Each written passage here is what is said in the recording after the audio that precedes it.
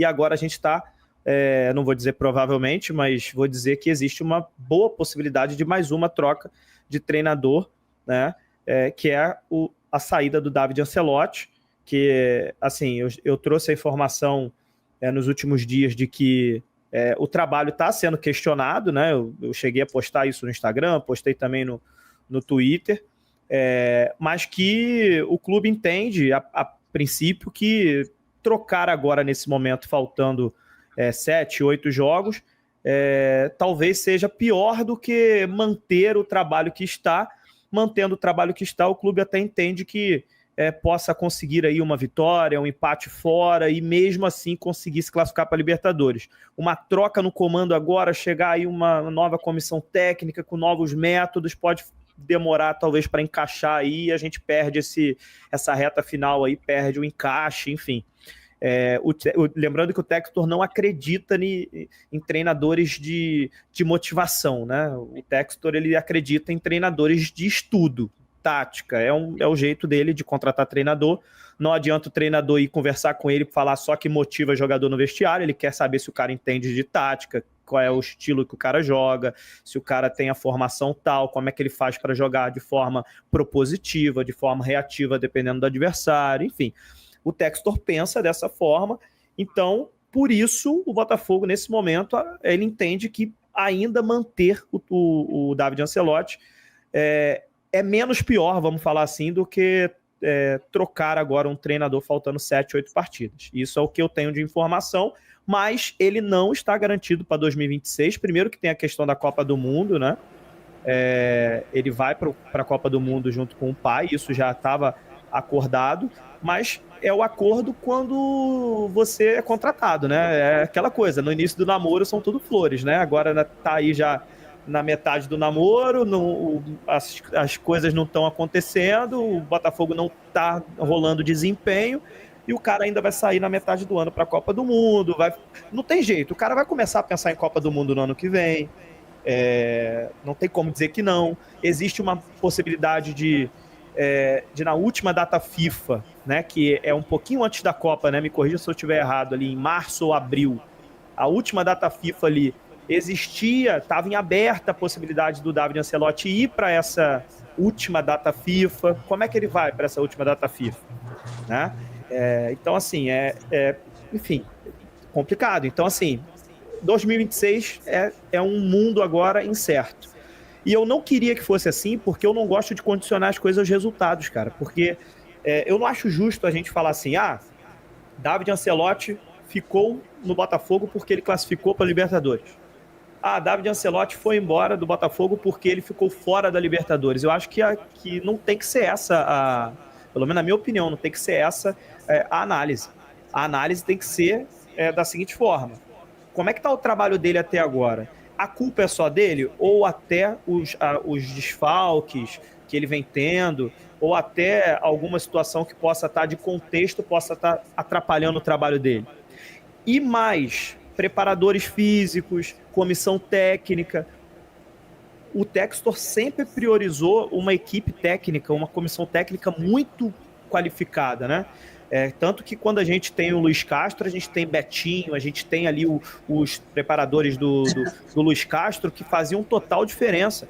Com o Arthur Jorge, eu lembrava que tinha o Wellington ficava louco com isso. Eu lembro que a gente assistia jogos junto, o Wellington ficava maluco com isso.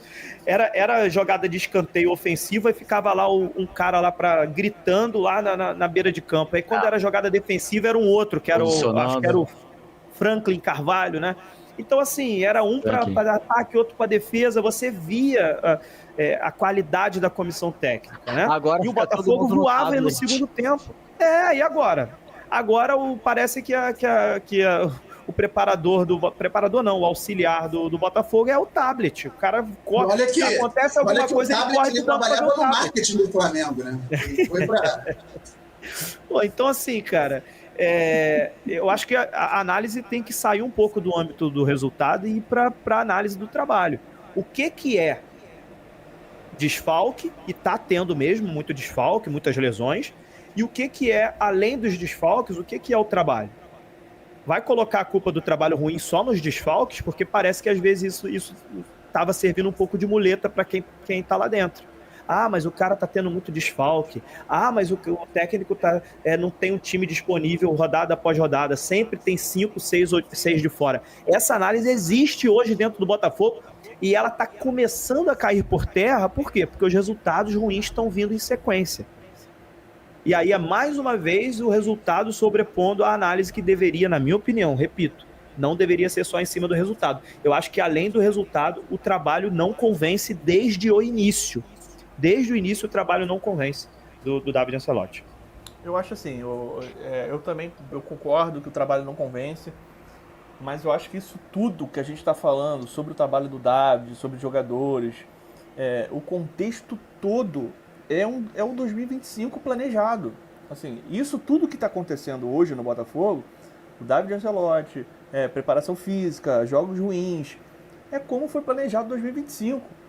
Então, assim, se a gente está falando, se a gente for individualizar as questões, beleza, concordo, o David Ancelotti, o David está muito abaixo do que a gente esperava, mas ele pega um momento também, cara, eu não estou defendendo aqui não porque ele toma decisões terríveis, mas o contexto geral, o momento que ele pega no Botafogo, que assim, são jogadores claramente desmotivados, desestimulados, você vê claramente, são jogadores que... Claro que a gente não pode falar tudo, mas tem jogador que não tá nem com a cabeça mais no Botafogo.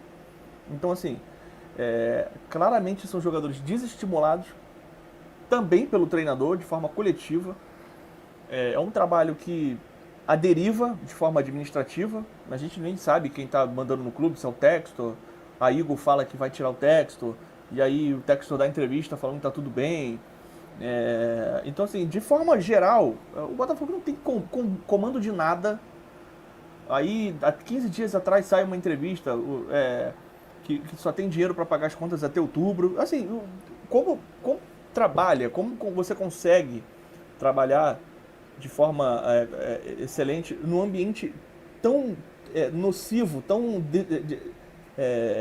debilitado, sabe? Administrativamente, financeiramente.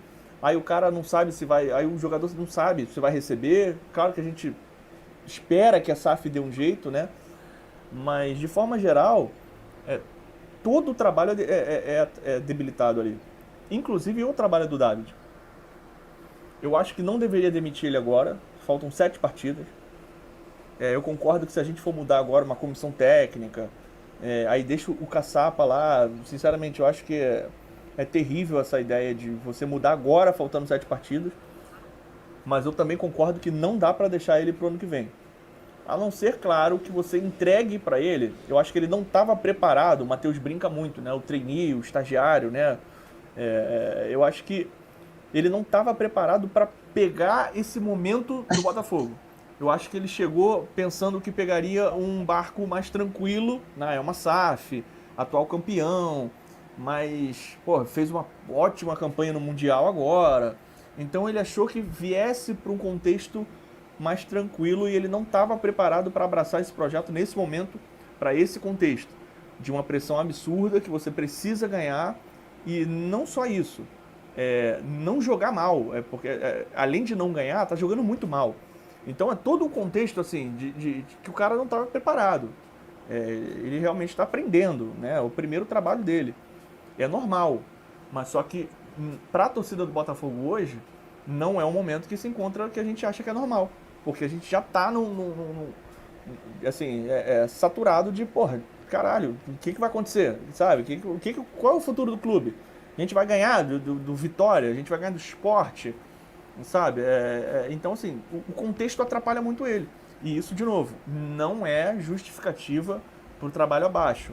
Eu acho que ele tá muito abaixo do que esperava, do que a gente esperava. Mas o contexto do Botafogo também atrapalha ele, assim como atrapalharia qualquer treinador.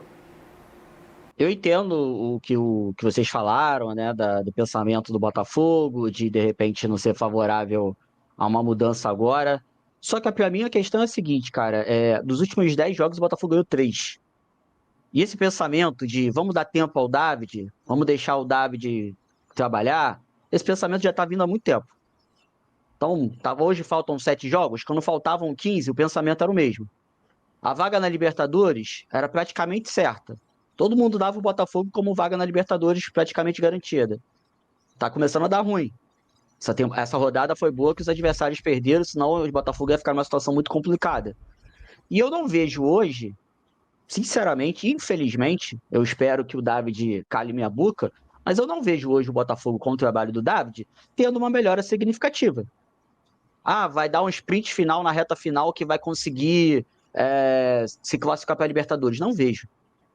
Não vejo. Então, o meu receio vai esperar? Vai dar mais 7 jogos para ele? Beleza. E se der merda? Porque quando faltavam 15, tiveram esse pensamento. Quando faltam 7, tá tendo esse pensamento. E quando tiver faltando 3 jogos, e aí? Aí lá vão querer mudar, será? Se não tiver dado ruim? Então, assim, eu particularmente não acredito que ele vai conseguir dar uma melhora significativa nesse time do Botafogo. Mas, quem vai vir pro lugar aí, irmão? É trabalho da diretoria do Botafogo. Eles ganham muito bem para isso. Acha alguém, irmão. Acha alguém. Então, o meu principal receio é esse. Esse pensamento, e até em relação aos desfalques que vocês falaram, e eu concordo plenamente, isso claro que impacta o trabalho dele, mas, sinceramente, toda vez que a gente vê o time do Botafogo escalado, pode não ser um elenco maravilhoso, mesmo com uns 328 desfalques. Não é um elenco para ser campeão, mas você olha o time do Botafogo titular, você fala, caraca, irmão, é um time bom. Mesmo com 429 desfalques, é um time bom. E ele não consegue fazer esse time jogar em hipótese alguma. Então, assim... O papel é melhor que o Mirassol, inclusive. Exato, entendeu? E a gente não vê esse time... A questão não é nem ver o time jogar. Eu não vejo trabalho, irmão. Eu não vejo você... Caraca, empatamos com o Mirassol, mas ali, teve uma evolução na equipe. Jogamos bem contra fulano. Estamos mostrando evolução contra Ciclone. Não vejo. Então, o meu receio é esse. O pensamento de 15 jogos atrás é o mesmo de 7. Será que vai valer a pena esperar? E se não vir a Libertadores ano que vem? Vai ter mais dificuldade? Será que vai valer a pena bancar o David até agora? Eu já teria mudado lá atrás. Só para complementar, eu acho que assim, eles não vão trazer um treinador agora para os últimos 7 jogos, porque isso seria repetir o que fizeram com o Thiago Nunes, e eles consideraram isso um erro. Fritaram o Thiago Nunes, e aí o Thiago Nunes não tinha condições mais nenhuma de ficar em 2024, porque 2023 já tinha ido pro saco e botaram ele ali para só tomar porrada, e aí 2024 ele ficou forçado e não teve como seguir. Graças a Deus não seguiu, porque depois veio Arthur Jorge, mas aí é outra situação. Mas assim, eles vejo eles não querendo repetir isso que fizeram com o Thiago Nunes. Então eu acho que eles não vão trazer outro treinador para 7 jogos. Mas isso não impede de o Caçapa terminar o ano. Não impede. Também é péssimo.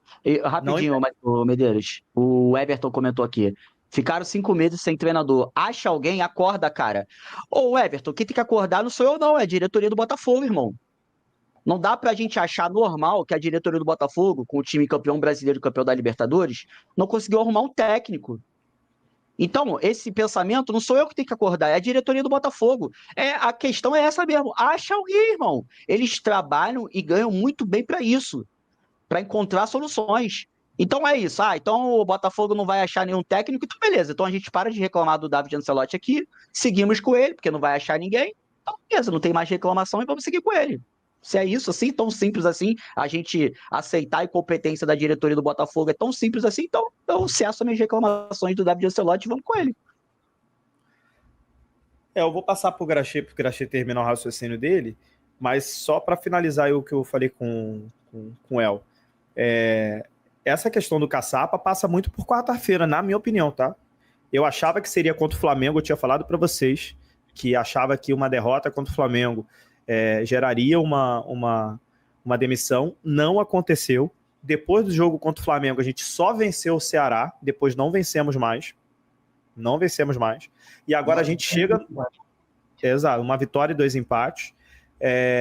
E aí a gente tem mais 2 empates assim, com gostíssimo de derrota pelo desempenho, né? O Santos foi um gostíssimo de derrota.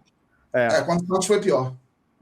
Foi muito pior. Contra o Santos foi realmente algo assim, que era a certeza de que, tipo assim, o Botafogo precisa ganhar esse jogo e não ganhou. E agora pega um Vasco com a sensação, me corrija se eu estiver errado, Graxê, vou passar para você, mas a situação que me me parece contra o Vasco irmão, se perder pro Vasco em casa, bota Fabiano de técnico lá, mas esse cara não vai aguentar mais. Não vai aguentar mais. A sensação é essa. E passa, assim, é ruim você condicionar um resultado para tomar uma decisão dessa, mas parece que, ter que perder para acontecer isso... Convicção nenhuma, né? Né, Graxê? Passa para você. É isso, rapidinho, Graxê. É isso, né? Tipo, os caras falaram assim, não, faltam 7 jogos, eu não vou mudar, mas se perder pro Vasco, eu mudo. Falta de critério. Não, mas é isso que é a impressão do trabalho, o ano todo é isso. Assim, se a gente for pegar lá o início, né, das convicções que o Textor tinha,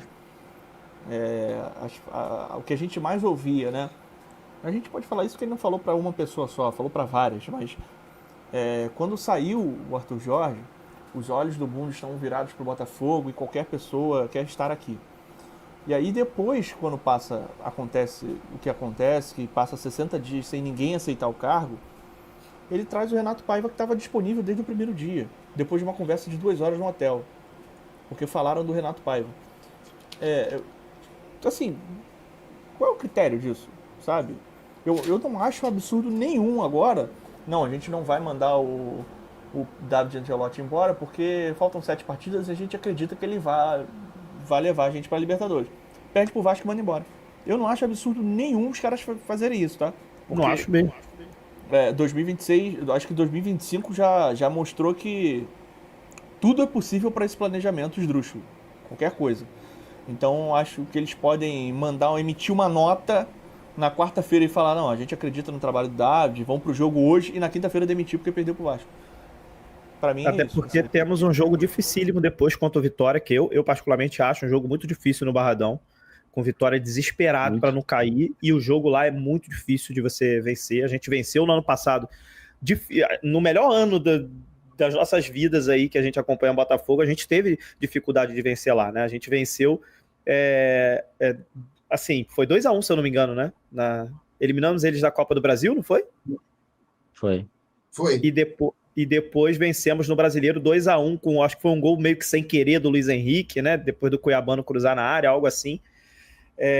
Mas é sempre um jogo difícil no Barradão, e o time do Vitória... Não, a gente não ganhou, não. A gente não ganhou do Vitória, não. Ganhou sim. Ganhou, passado, a gente não empatou. A gente empatou com Vitória em casa. Na Copa do Brasil a gente ganhou em casa de 1-0. Não, então... eu digo no Barradão. Na Copa do Brasil a gente ganhou de 1-0, gol do Eduardo. E no Brasileiro, no final, a gente empatou 0-0. E no Brasileiro lá, a gente ganhou quando o Eduardo perdeu o pênalti, se machucou, foi 1-0. Gol do Savarino, eu acho. E na Copa do Brasil foi 2-1 lá também. Gol do Luiz Henrique e um gol em contra-ataque, um golaço, não lembro de quem. O gol do Savarino também. O gol sem querer mesmo. O gol bem sem querer do Tiquinho, que o Matheus Martins cruza, gol contra. Tiquinho cabeceia, não, gol contra. Foi contra quem? Matheus Martins cruza. Ano passado. Foi aqui 1-1 contra o Vitória no... Vitória. Foi 1-1. Foi na reta final do Campeonato Brasileiro do ano passado. Segundo turno. Foi que depois a gente empata contra o Criciúma também, né? Foi logo em seguida, se eu não me engano, alguma coisa próxima, assim, se eu me lembro. Que a gente teve alguns empates ali, Cuiabá também, né? Foi no finalzinho. Né? Foi no finalzinho. Sobre o David, como eu vinha falando também, assim, ofensivamente, do Flamengo para cá, o Botafogo criou algumas situações. Contra o Flamengo, o Botafogo criou 3 ou 4 situações boas contra o Ceará. O primeiro gol do Botafogo é muito maneiro.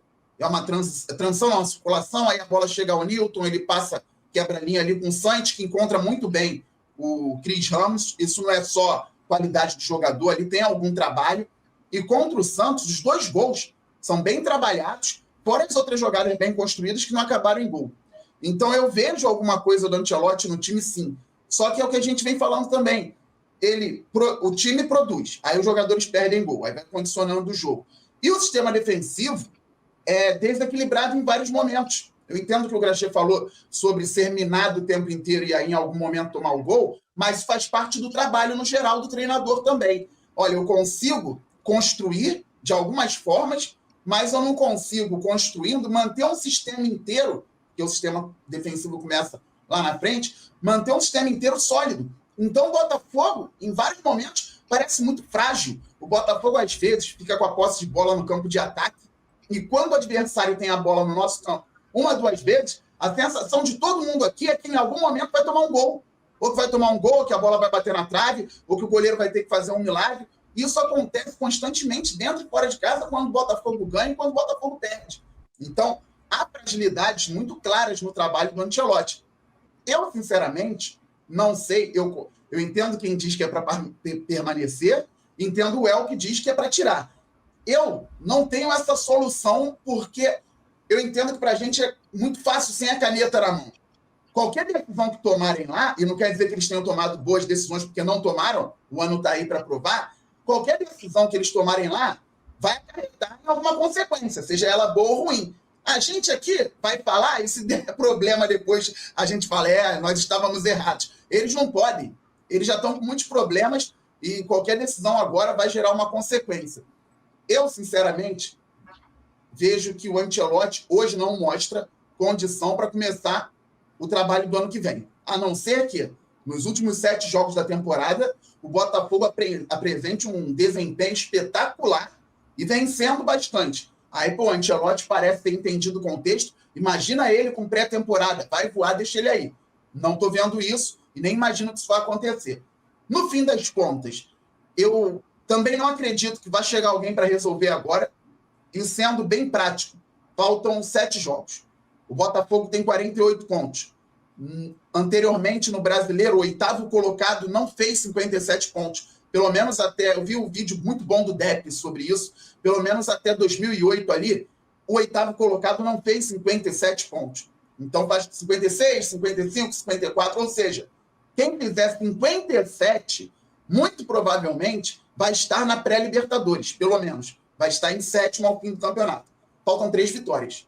E por mais que seja difícil o Vasco em casa, o Vitória fora, o Botafogo pega na sequência Sport e Grêmio no Newton Santos, é obrigação ganhar esses jogos. O Botafogo pega o Fortaleza em casa na última rodada. E em 7 jogos, de qualquer forma, o Botafogo tem que arrumar 3 vitórias para ir para o G7. Agora, se estivéssemos no melhor dos mundos, com um treinador já conhecendo o contexto, o ambiente, um time organizado e menos problemas de fora para dentro, a gente estaria falando aqui em Botafogo pegando o Bahia, porque o Bahia vai pegar o Galo fora no meio de semana.